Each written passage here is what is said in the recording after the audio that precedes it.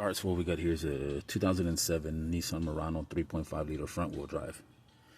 So what we're gonna do is remove this caliper bracket right here. There's the caliper. They're best friends, the zip ties. You don't have to remove the brake pads. You know, they'll come off with this piece right here, but you could if you want to. So pieces like this don't fall off, but they're gonna get replaced anyways. So grab your impact, or let me see. There's one. Oh, wow. All right, and then here we go. Just these two bolts right here.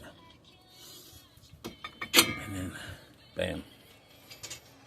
Drop these off right here. Be careful with that, because it's that roller. It makes it difficult. Give me 1 second. There we go. Now, yeah, here we go. So you remove this piece, those two bolts right here. This one with these two bolts right here. And then this doesn't have a screw right here.